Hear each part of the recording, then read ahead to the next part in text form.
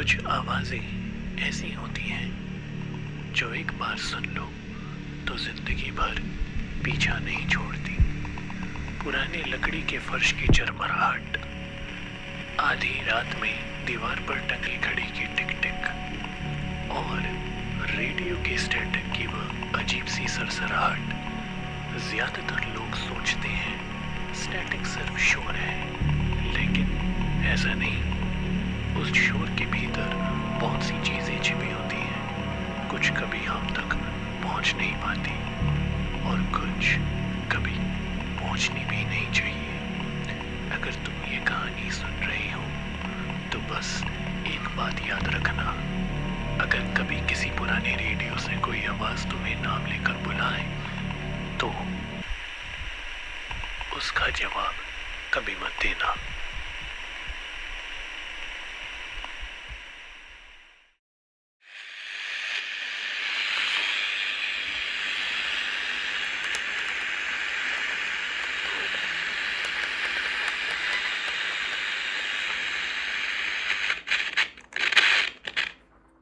नमस्कार गाइस, स्वागत है आपका मेरे चैनल पे।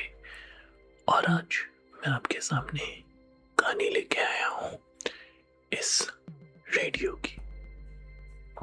तो ये कहानी है एक पात्र की जिसकी नज़रिए से मैं आपको बताऊंगा। कहता है कि जब मेरे दादाजी गुजर गए थे तब वह अकेले रहते थे। उनके पास जो भी संपत्ति थी वह किसी के साथ उसे शेयर नहीं करते थे। एक छोटा सा कमरा था उनके पास, पुराना, जिस पर वो रहते थे और काफ़ी सारी पुरानी चीज़ें उन्होंने अपने साथ जोड़ के रखी भी थी। उनके चले जाने के बाद उनका वो कमरा वसीयत पे मुझे मिला और मैं वहाँ पे रहने लगा। चूँकि मैं गांव से था और शहर में मुझे रहना था काम के सिलसिले से, तो मैं उनकी जगह पर रहने लग गया। और वहीं पे जब मैं उनकी पुरानी पुरानी चीज़ें देख रहा था, मुझे मिला ये रेडियो। ये काफ़ी पुराना रेडियो है, कोडाक का। इस पे जैसे कि आप देख सकते हैं लिखा हुआ है 10 band and FM world receiver. पुराना है लेकिन अभी भी चलता था, लास्ट जैसा पता चला। खैर, इसकी वैसे कोई ज़रूरत ही नहीं, इसलिए इसको बंद करके एक जगह अलमारी में संभाल कर रख दिया। लेकिन फिर कुछ हफ्ते बाद एक दिन बहुत तेज बारिश हुई, जिसकी वजह से पूरे शहर की बिजली गुल थी। इतनी तेज बारिश थी कि फ़ोन का नेटवर्क सही से नहीं मिल रहा था और जो इंटरनेट का कनेक्शन या केबल का कनेक्शन था वो भी टूट चुका था। ऐसे में फिर याद आया वो रेडियो जिसको अलमारी के अंदर संभाल कर रखा हुआ था। उसके पीछे का ढक्कन नहीं था। उसमें 2 सेल लगते थे, जिसमें से एक पुराना सेल लगा हुआ था और एक नया सेल मैंने उसमें इंस्टॉल किया और फिर सुनने लग गए उस रेडियो को। हालांकि चूँकि मौसम इतना खराब था तो इसलिए कोई भी चीज़ बिल्कुल क्लियरली तो उसमें भी सुनाई नहीं दे पा रही थी। लेकिन जैसे तैसे हिला डुलू के एक नेटवर्क लग गया था। स्टैटिक की आवाज़ आ रही थी बहुत ज़्यादा, लेकिन फिर उसमें से एक आवाज़ आई जो बोली, कुछ भी हो जाए रोशनी की ओर मत देखना। मुझे समझ नहीं आया कि इसका मतलब क्या था। मैंने उसके वॉल्यूम के नॉब को थोड़ा सा ऊपर नीचे हिलाकर देखा। उसके बाद कोई आवाज़ नहीं आई। मैंने सोचा कि चलो, हो सकता है कि शायद कोई एमेचर आरजे होगा, नया नौसिखुआ। तो मैंने उसको दोबारा से संभाल कर अंदर रख दिया था। फिर अगले दिन आधी रात को, क्योंकि मैं आपको बताऊं कि पिछली रात को भी 11:47 थे जब मैंने वो रेडियो चलाया था। अगले दिन 11:47 को दोबारा से उसमें से खर खर खर करके स्टैटिक की आवाज आने लगी। मैं अचानक से उठ खड़ा हुआ and I was honestly very surprised to hear that कि मुझे ऐसी आवाजें क्यों आ रही है। मैंने उसकी नॉब घुमाए, वॉल्यूम ऊपर नीचे गया, लेकिन मुझे कोई आवाज नहीं सुनाई थी। फिर अगली रात मैंने अपना फोन अपने पास रखा था और अपने फोन से मैं उस रेडियो की आवाज रिकॉर्ड कर रहा था और उस रेडियो से दोबारा आवाज आई, कुछ भी हो जाए रोशनी की तरफ मत देखना, मैं जानता हूं तुम मुझे सुन रहे हो, कुछ भी हो जाए रोशनी की तरफ मत देखना, और देखो तुम्हारे इर्द गिर्द कितने लोग हैं बाहर।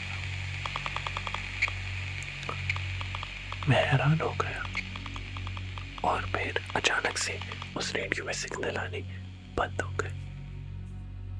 मुझे समझ नहीं आ रहा था कि इसका मतलब क्या था। तो खैर मैं जिस इलाके में नया नया आया था वहां का लोकल न्यूज़पेपर खरीदा और उस न्यूज़पेपर में जो खबर लिखी थी उसने मेरे होश उड़ा दिए। उस न्यूज़पेपर में लिखा था कि आज से 3 दिन पहले किसी व्यक्ति की मौत हो चुकी है। उसकी बॉडी मैं जिस इलाके में रहता था वहां पर एक पार्क था जहाँ पे सीसो और जंपिंग जैक और ये जंगल जिम वगैरह ये सब थे। वहां पे उसकी बॉडी को गाड़ रखा था और ये 3 दिन पहले हुआ था। यानी मुझे जब रेडियो मिला उससे भी कुछ चंद घंटे पहले मैं बहुत अचंभे में आ गया था। ऐसा कैसे हो सकता है? फिर उसी रात मैंने दोबारा उस रेडियो को ऑन किया और उस पे से आवाज आई, आज वो तुम्हारे घर के बाहर आने वाले हैं, कुछ भी हो जाए बाहर मत देखना। I was shocked क्योंकि बाहर मुझे किसी के टॉर्च की रोशनी दिखाई पड़ रही थी और रेडियो मुझसे बार बार कह रहा था, बाहर मत देखना, मत देखना, मत देखना, मत देखना, मत देखना, मत देखना। I had no idea what I was meant to do. कहीं मैं पागल तो नहीं हो रहा हूं इस रेडियो की आवाज को सुनकर।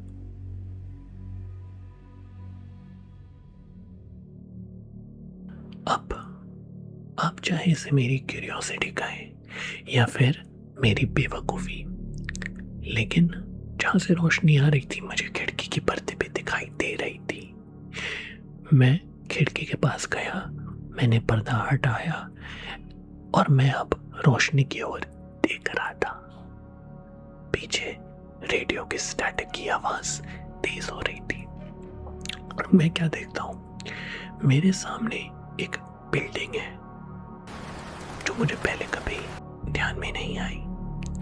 उस बिल्डिंग के तीसरे मंजिल पर खिड़की खुली हुई थी जहां से तेज रोशनी आ रही थी और उस रोशनी के अगेंस्ट खड़ा था एक आदमी जो मेरी तरफ ऐसे ऐसे करके वेव कर रहा था।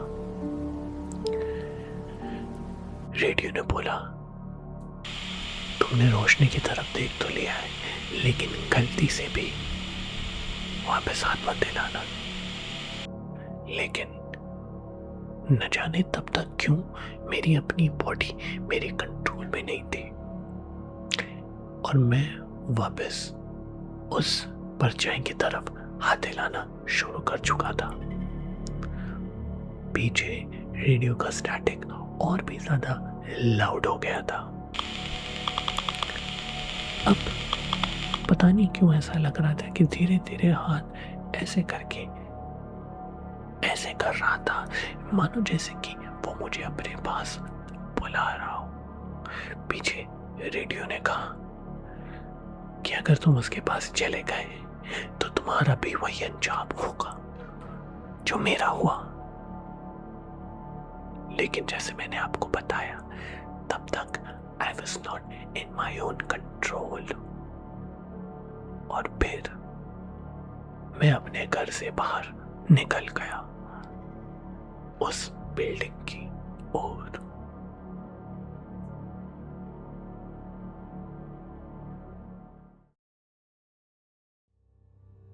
धीरे धीरे मैंने अपने कदम बिल्डिंग की ओर बढ़ाने शुरू किए। सड़क पार की, मैंने नोटिस किया कि आसपास की सारी स्ट्रीट लाइट, हर तरह की रोशनी बिल्कुल जले गई थी। मुझे सिर्फ एक रोशनी दिखाई दे रही थी और वो थी तीसरे मंजिल की। मैं बिल्डिंग में अंदर घुसा और मुझे मेरे सामने स्टेयर्स नजर आई। मैंने धीरे धीरे उन स्टेयर्स को क्लाइंब करना शुरू किया। पहला फ्लोर आ गया, वहां पे भी कोई रोशनी नहीं थी।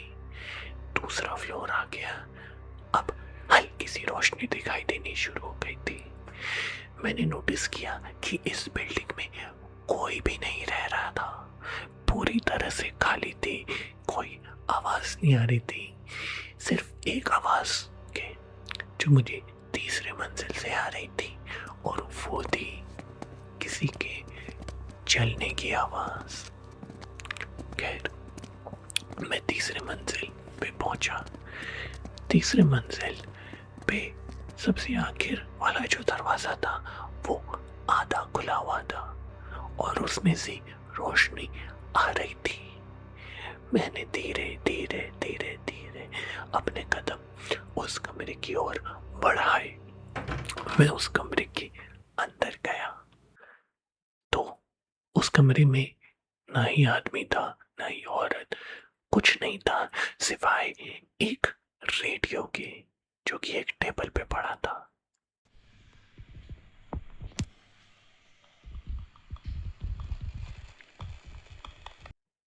वो रेडियो दिखने में हूबहू मेरे दादाजी के रेडियो जैसा था। मैंने उस रेडियो को उठाया, उसमें मैंने उसके डायल्स घुमाए और घुमाते घुमाते वो पहुंच गया स्टेशन नंबर 101 पर, जिसमें से मुझे एक नई आवाज सुनाई दी। और उस आवाज ने कहा, तुम्हें यहाँ नहीं आना चाहिए था। मैंने अपने इर्द गिर्द देखा कि आवाज कहां से आ रही है, तो रेडियो ने बोला,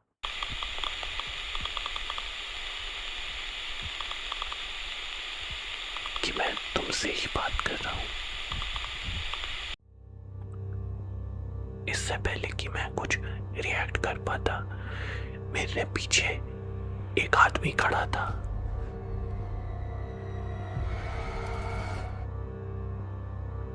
बूढ़ा, गंजा, उसकी नाक लंबी, उसके चेहरे पे कोई हाव भाव नहीं, और वो मुझे बहुत गुस्से से घूर रहा था। और इससे पहले कि मैं कुछ भी रिएक्ट कर पाता, लाइट जा चुकी थी।